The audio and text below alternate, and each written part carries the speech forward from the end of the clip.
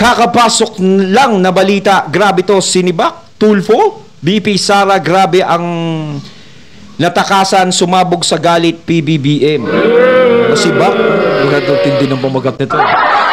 Siyempre, itong balitang ito ay nagmula kay Banat Kapanig TV. Ayan, ilalagay ko sa description box ang link ng channel ni Banat Kapanig TV para maging updated po kayo sa mga balita na kanyang inilalabas. At syempre, ito ang inyong lingkod na si BT na magbibigay ng reaksyon at komento dito sa mga balitang ating napapanood ngayon. So, wag na natin pagtagalin at sabay-sabay na natin panoorin ang laman ng video na hatid sa atin ni Banat Kapanig TV at bibigyan natin ng reaksyon ang balitang ito. Pasok! Ano yung sinasabi ni Rapi Tulfo na meron ng bodega ng electric fan? Gigil na gigil, samantalang yung mga anak mo, magtapatan po tayo. Ang anak nyo po, nag-aaral po sa aircon. Yung ba namang electric fan, pagkaitan nyo pa yung mga anak naming mahirap? Grabe naman kayo. Yan yung mahirap pag mga privilege sila. Naka-aircon yung mga anak ni Tulfo. Naka-aircon lahat ng anak ng mga senador. Pagkakaitan nyo ba na mag-contribution yung mga magulang? Kaya alam nyo ba kung bakit electric fan yung naisip nila ng mga PTA? Pag umatin sila ng meeting, init na init sila. Isang oras, 2 oras lang sila sa loob ng classroom. Na-experience nila. No? Na-experience nila. Yung anak ko nga, 8 oras dito.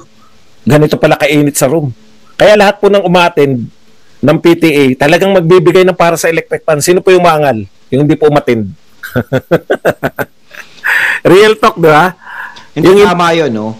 Patuloy pa rin pala tong ginagawa about sa PTA, yung pag-aambag, no? Yung ambag-ambagan na yan para sa mga electric fan at sinabi meron ng bodega ng electric fan. Alam nyo po ba, kalimitan talaga sa mga public school is, di ba, mga libre yan. Kung magbabayad ka man, napakababa lang. Minsan 200 piso, makakapasok na yung anak mo. Ngayon, sa private school kasi, no? Malaki ang binabayaran mo, pero yung expenses ng aircon dyan kasama na. Wala ka nang poproblemahin. Ang masama naman, nag-aaral ka sa private school, naka-aircon na, tapos hihingi pa ng ventilador. Kumbaga, sagot na yon kasi kasama na sa binabayaran yon. Alam nyo kung ang public school sumisingil ng malaki? Malamang baka naka-aircon na yan. Ang kaso nga lang, syempre sa gobyerno yan. Gobyerno ang may ano yan. May pananagutan dyan. Ipagpalagay natin, sinasabi, dapat DepEd. Kung gusto ng electric fan, dapat binibigay ng DepEd. Siguro naman nagbibigay naman sila ng electric fan. Kaso nga lang, napakaraming public school. Ngayon, hindi kayang tustusan lahat ng DepEd. Kung lahat ng school dito, lahat ng public, is tutustusan nila ng electric fan. O 4 kada classroom. Bawat isang eskwelahan yun. Bawat isang classroom. Hindi kakayanin. Ngayon, kung gusto nyo kayanin, dapat mas isinusulong nyo yung madagdagan ang budget ng DepEd. Ngayon, sa PTA, dyan sa ambaga na yan, yan ang nagiging paraan para matulungan yung classroom. Hindi naman tulong yun sa teacher, kundi sa mga bata. Para maging maginhawa ang kanilang pakiramdam sa loob ng classroom. Katulad ngayon, tag-init. Tayo nga, nasa loob na tayo ng bahay, naiinitan tayo. Yung mga estudyante pa kaya. Isang electric pa na nga nakatutok sa atin, hindi na tayo makahinga. Naiinitan na tayo Sa mga public school pa kaya. Kaya mismo yung mga magulang ang gumagawa ng paraan, kahit mag-ambagan sila, para sa ikagiginhawa ng mga anak nila. Ano po bang masama dun? Hindi naman bumibili ng electric fan ang mga magulang para sa teacher, para yon sa mga estudyante. 'Di ba? Kung magbibigay man ang gobyerno yung DepEd, siguro 2 ventilador kada classroom. Minsan kasi kinukulang pa yun Sa dami po ng nag-aaral, sa dami ng estudyante, bawat classroom sa public. Umaabot pa ng 50, 60, 40, hindi katulad sa private, limitado bawat classroom, kokonti lang. Ngayon, sa tingin nyo po ba, kakasya po ba yung 2 electric fan kung tutuusin sa isang classroom sa public? So, dapat bigyan sila ng ng gobyerno. Yun nga hindi kakayanin bigyan ng gobyerno lahat ng public school dito, no? Ng electric fan.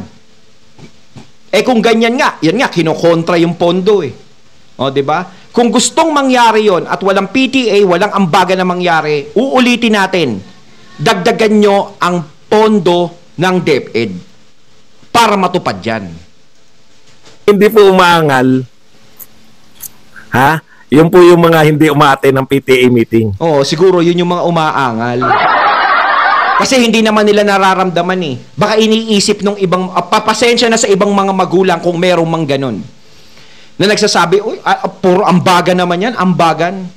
Siguro naman po, para sa ikagiginhawa ng anak nyo, hindi na dapat na umangal pa kayo. Kasi kung aangal naman kayo, is napaka-ano nyo naman, napaka-walang konsensya nyo naman yan. Diba? Anak mo naman lang makikinabang eh. Oh. Ngayon, sinasabi, wala akong pambigay eh. Siguro naman, hindi naman sapilitan yun. Nasasabihin sa'yo na, kapag wala kang binigay, walang electric pan yung anak mo, hindi tututukan yan. Hindi naman siguro ganun. Kasi nga pag-isa, hindi ako atin dyan kasi hingi lang na contribution. Okay. Sana tinanggap mo na yung hamon ni Sara Duterte kung talagang mainit ka sa voluntary contribution. Voluntary po yun eh. Oo.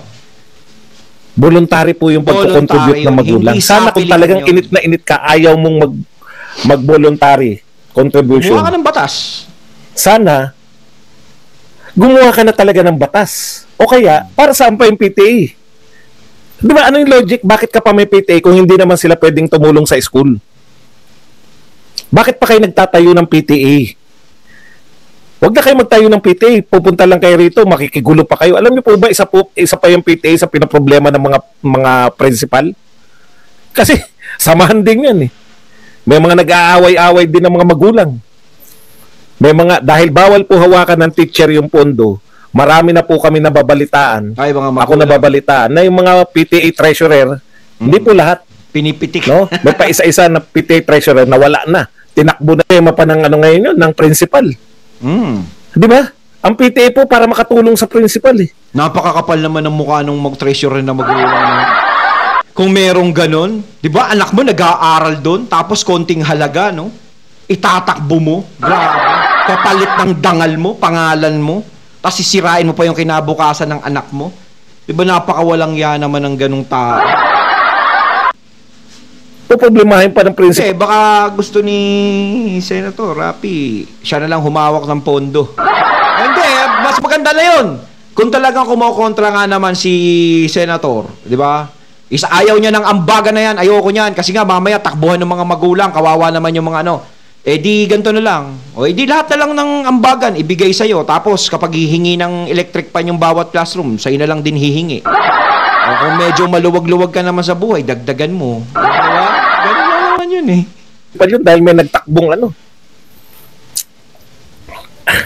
Kaya nga po, pag-isipan nyo po kung ano pong uri ng... Kasi ito, napahiya siya, alam ko eh. Kaya inuulit-ulit niya to eh. Inuulit-ulit niya rin na bakit electric pan taon-taon. Kasi nga, aircon kayo eh.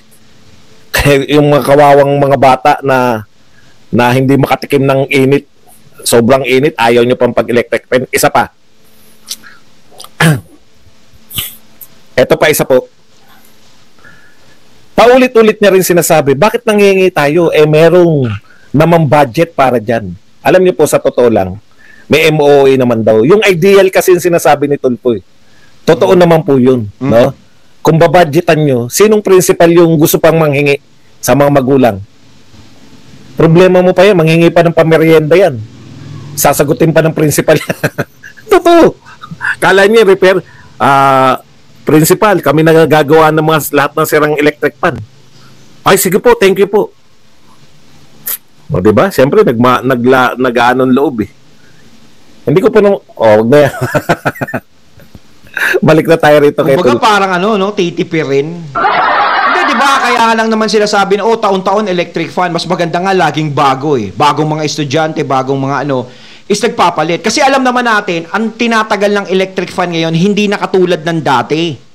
Ang tinatagal ngayon ng electric fan, saglit lang nasisira na. 6 na buwan nga, medyo tok-tok-tok-tok-tok-tok-tok, gumagano na eh. Hindi katulad dati na matitibay.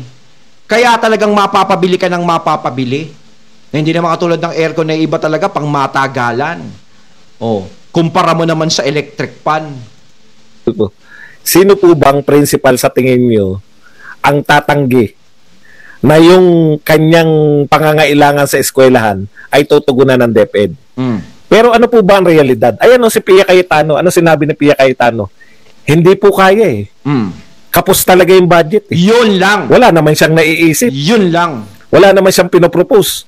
Paano tutugunan yung budget ng DepEd? Totoo naman. Yun ang dapat yung pag-usapan dyan eh.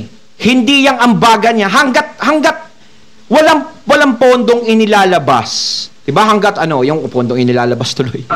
Hanggat kulang yung pondo na yan, hindi matutugunan lahat ng problema ng public school tungkol sa ikagiginhawa ng mga estudyante. Bakit hindi nyo na lang isulong? Yan ang pagtalunan nyo dyan. No? Nadagdagan nyo ang budget ng DepEd para matulungan yung mga estudyante dyan sa public. Kung electric pa ng problema ng mga public school, syempre sa init, may pambili na sila kapag nadagdagan. Ngayon, kapag hindi pa rin bumili ang DepEd ng mga electric pan, nung kailangan nila para tustusan yung ikagiginawa ng doon kayo kumilos, doon nyo banatan yung DepEd. Pero hanggat ganyan, nakulang yung pondo, wala tayong magagawa kung di humingi ng tulong sa mga magulang para matustusan yung pangangailangan ng bawat classroom. Diba? Nag-aaral yung mga bata. Nga naman sabi ni Sir Badong Aratales na, bakit ipagkakait pa sa mga estudyante yun? Electric pan na nga lang. Kurakot na ba yung ganun kung electric pan? Yung kaya po yan eh. Lahat po ng budget ng pamahalaan, ilagay nyo sa DepEd. Ewan ko lang kung manghihingi pa sa PTA yan. Oo. Kaya po yan. Ideal po yun eh. MOE lahat, no? Hindi na may mga bagong eskwelahan po, walang bakod, wala po lahat. Kung hintayin mo po yung budget sa bakod, nanakawang ka na, alam niyo ibig ko sabihin? Pero hindi lang po yan, hindi po yan yung pinakamalupit eh. Kung yung eskwelahan mo po ay walang bakod, sinasabi ni Tulpo, hintayin nyo na lang kasi babudgetan yan. Sabi na nga ni Pia Cayetano, siya yung nagbabudget, kulang. Kulang ang budget para sa mga eskwelahan. Kulang ang budget para sa DepEd. Hindi kayang tugunan ang lahat. So, parang nga sinasabi dito no? Pag nasira yung electric pan, wala nang ambagan. Pabayaan nyo yung mga estudyante dyan. Pabayaan yung ma-heat stroke. Pabayaan yung himatayin sila dyan. Parang ganun kasi yung lumalabas eh. Diba? Parang ganun. No? Walang maglalabas. So, kung ako magulang, magkukusa ako magbigay ng electric pan para sa classroom ng anak ko, pagpalagay natin, may mga magulang na ganun. Paano naman yung ibang classroom? Diba? Paano kung gusto lang nila mag-ambagan para doon? Meron naman kasing iba na public na nag-aaral ang anak nila na kaya naman mag-contribute ng magulang kahit sa kanya na yung 2 electric pan, sagot ko na yan. Merong ibang classroom na hindi nila kaya. Mas maganda yung ambagan. Diba paano pag nasira? Yung talagang sirang-sira, hindi na magagawa. Di ang gusto nyong bumili, yung principal, yung teacher. Bawas nyo na lang sa sweldo nyo yan. Saka na, pag nalagyan na ng pondo yung DepEd, balik utang na lang sa inyo. Utang muna. Ganun ba yun? Diba? Manong bago tayo magdesisyon ng kung ano-ano, pag-isipan nyo muna ng ilang beses. Kasi hindi nyo naman mararamdaman yan eh. Kung kayo lumaki kayo ng private school, at kung yung mga anak nyo nag-aaral sa private school, hindi nyo mararamdaman yan. Madali lang sa inyo magsalita ng ganyan. Nakurako, bodega, binubudega yung mga mga ventilador, ganto, ganyan. Pero kung kayo naranasan yung mag-aral sa public school, at yung anak nyo nag-aaral sa public school, baka isa pa kayo sa numero 1 nagbibigay ng truck na ventilador. Di ba? Ibig sabihin, doon po pumapasok yung PTA pag hindi po walang budget sa bakod eh. Po siya pinapasok yung bakod mo ng mga outsider. Nangingikil sa mga bata. PTA, malaking tulong yan. 2 lang yung gwardiya mo. Room. Ang laki ng eskwelahan. May tumitingin lang sa gwardiya at pag yung isa nakabantay sa gate, yung isa nagro-robing. Pag nasa gate yung gwardiya, pasukan na yung mga outsider, nakapangikil na, bago makabalik yung nagro-robing, meron na nasapak, meron na nakuha na ng baon. Realidad yan. Ganun talaga ang tulong ng PTA sa mga pangangailangan dyan sa school. Kapag may mga nasira, ganito. Ala nga namang may sirang bako, di hintayin pa yung desisyon ng ano. Kailan pa darating yun? Pinasok na ng mga gangster yung eskwelahan. Di ba? Nagkanakawan na. Yung anak nila, nahila na. Kung saan-saan na din, mga kidnapper, nagpuntahan na rin. Di ba? Yung mga nangungunan ng bata. Di ba? Dapat nag-iisip din kayo eh. Kinukumpara nyo kasi yung public sa private. Di ba? Ibahin nyo ang public sa private. Ang private, secured kayo dyan dahil lahat dyan binabayaran nyo. Lahat dyan kasama sa bayad nyo. Di ba? Sa public kasi iba. Nandiyan yung pagtutulungan na lang. Sagot siya ng gobyerno, libre nag-aaral yung mga bata, mura lang. Pero syempre, kapag may pangangailangan, hindi naman masamang magtulungan yung mga magulang para dun sa eskwelahan, para din sa mga anak nila yon.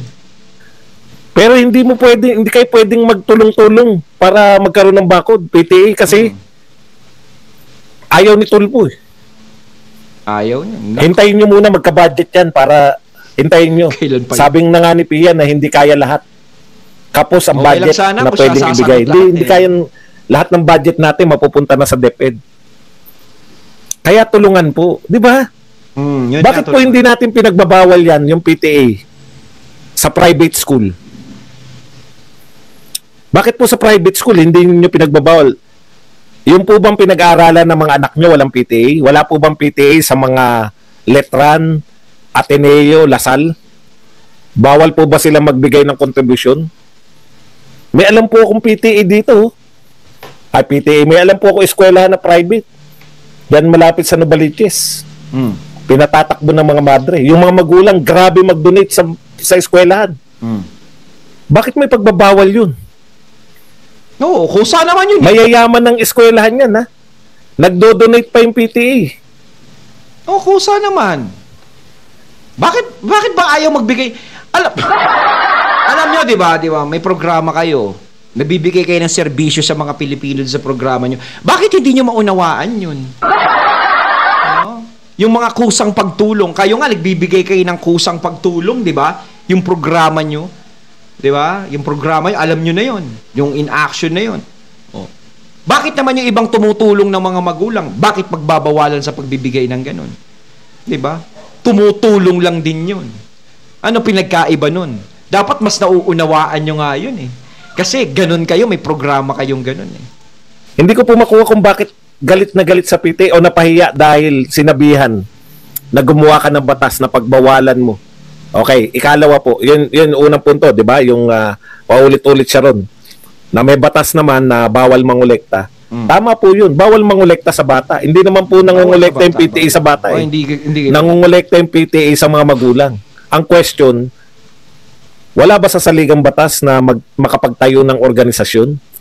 Pwede po magtayo ng organisasyon eh. The right, no? To self-organize. Yung pong PTA, tinatayo po yan para makatulong sa school. Ayaw niyo po ba tumulong sa school? Alam niyo po ba kung gaano kalaking bagay yung PTA sa eskwelahan? Sa brigada eskwela na lang. Atin yung mga magulang, may dalang walis, galing po sa kanila kasi hindi naman sila kayang pahiramin ng walis ng lahat ng eskwelahan. May daladalang kung ano-ano, gagawa ng 1 linggo sa mga magulang. Laking bagay po nun, hindi tayo nagbayad sa labor. Yung tulong-tulong. Bakit niyo po ipagbabawal yung mga gano'n na voluntary na gustong tumulong nila? Malay natin, baka mamaya meron siyang suggestion. Malay natin, siya magbibigay ng tulong, di ba? Baka hindi pa tapos yan. Malay natin, di ba? Kasi pag pinagbabawal, baka may gawin siya. Ganun yun. Ako na lang magbibigay ng mga wali sa inyo. Ako na lang maglilinis sa school nyo. Ako na lang magbibigay ng electric pan dyan. Ilan ba kailangan nyo? Total, nasa serbisyo naman ako. Kasama ko na lahat yan. Buong Pilipinas, lahat ng public dyan. Bigyan ko na ng electric pan yan. Taon-taon ako na lang. Diba? Kasi pinagbabawalan na yung mga magulang hinga ng tulong eh. Parang tinuturuan nyo pa kaming yung mga anak nyo, tipirin nyo. Huwag nyo nang pag-electric panin yung mga yan. Parang ganun eh. Parang mas tinutulak pa natin sa ganun eh. Diba? Diyos naman. Ihirap talaga kapag wala kang anak na nag-aaral sa public school. No? Alam naman natin kasi kayo dyan sa pwesto nyo, hindi naman kayo nag-aral sa public. Eh. Di ba? Kaya hindi nyo mararamdaman yung hinaing ng public kung sa private kayo nanggaling. Hindi ko po makuha kung bakit po sa mga mayayamang eskwelahan may PTA, pwede silang magdonasyon sa mayamang eskwelahan na pinatatakbo ng madre pare. Pero sa eskwelahan na pinapatakbo ng mahirap na principal, bakit bawal sila mag-donate? Kaya nga po yung mga teacher mabuti nga pinatanggal na ni BP Sara Duterte yung dekorasyon sa mga classroom. Kasi pati yun sa bulsa na po ng mga teacher yun. Kasi ang hirap po manghingi. Alam niyo po ba yun? Napakahirap manghingi. Okay, linaw po natin. Voluntary po. Badong, ano yung nilabas ni Tulfo na malistahan? Ang kapal Tapos, for dramatic purposes, yung inano niya, no? Hindi niya lang sinabi, ganito po kakapal, hindi. Ginano niya talaga, magaling talaga si Tulfo sa dramatics, no? Binuyang-yang niya yung papel. At ito po, mga pangalan po to ng mga aktual na nagrereklamo sa amin, sa programa namin. Narinig ko na naman yung programa namin. Aktual po yun, no? Aktual po yun na nagrereklamo raw sa programa nila. Mga nagrereklamo, mga ayaw magbigay. Mga juripot. Alam niyo po, sa mga magulang, eto lang po pwede kong masabi. Kung yung nagreklamo na yun, dumiretso sa principal, hindi siya makukolektahan. Alam niyo po ba yun? Alam niyo po ba na bawal yan, mangolekta, yung teacher? Bawal na pilitin yung magulang ng teacher. Pero, bawal. Alamin naman ng principal, baka naman voluntary yung pagbibigay mo. Hindi po bawal ang voluntary. Kumbaga, ito po, para abulo yan Di ba? Sa simbahan, pati nga simbahan, may abulo yan May nagbibigay ng abulo, wala namang pumipigil. Kapakanan pa ng bata, gusto natin pigil. Halimbawa po, yun din namin. Sila, nagbibigay sila ng mga tulong di ba? Sa programa nila, nagbibigay sila ng tulong. Di kung bawal na tulungan yung mga mahihirap, di wag na rin kayo magbigay ng tulong sa programa nyo. Ganun lang yung kasimple. Yung mga estudyante nga, yung mga bata, ayaw nyong tulungan Yung eskwelahan nila di wag na rin kayo magbigay ng tulong. Ganun lang din yun. May na nagre-reklamo. Kung dumiretso kayo, sa principal na lang, wag na sa matataas. Kaya pong lutasin ng principal yung problema niyo. Tanong. Eto po, tanong sa inyong mga magulang na nagreklamo kay Tulfo. Meron po bang teacher na dahil kay Rapi Tulfo kayo nagreklamo ng paniningil? Meron na ba kayong teacher na napatanggal sa pwesto dahil paniningil? Ayun, natating natunghayan ng video na nagbula kay Banat Kapanig TV. At syempre, yung boses na yun kay Sir Badong Aratale. Syempre, subscribe kayo sa kanyang channel. Ayan, nako, yung mga nagre-reklamo na yon alam mo na yon kung sino-sino yung mga yon. Kasi hindi ka naman magre-reklamo kung ang kapakanan ng anak mo ang iniisip mo. So kayo mga katunay, anong masasabi nyo tungkol dito? So comment lang po kayo. So once again, I'm BT and I'm out. Peace.